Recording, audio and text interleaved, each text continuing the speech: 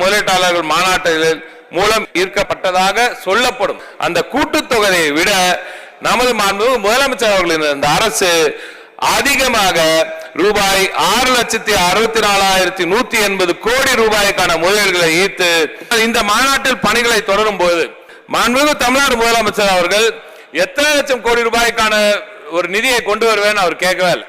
எப்ப போனாலும் அவர் கேட்டதெல்லாம் எத்தனை லட்சம் வேலை வாய்ப்புகளை உருவாக்குவாய், எங்கெங்கே அந்த வேலை வாய்ப்புகளை உருவாக்குவாய் என்றுதான் கேட்டு வந்தார். ஆகையால் தான் ஒரு மாநாட்டின் மூலம் மட்டும் 26,90,657 வேலை வாய்ப்புகளை ஏற்படுத்தும் வகையில் 631 புரிந்துணர்வு ஒப்பந்தங்கள் கையெழுத்தப்பட்டன. ஆட்சி பொறுப்பேற்றவுடன் தமிழ்நாட்டின் $1 டிரில்லியன் பொருளாதார இலக்கை நோக்கி திராவிட நாயகன் முதலமைச்சர் அவர்களின் இந்த பயணம் அதை நோக்கியே இருந்து வருகிறது. இந்த இலக்கை நோக்கி பயணிக்கும் போதுதான் தமிழ்நாட்டின் அனைத்து தரப்பு மக்களுக்குமான சமச்சீரான வளர்ச்சி கிடைக்கும் என்பதில் உறுதியாக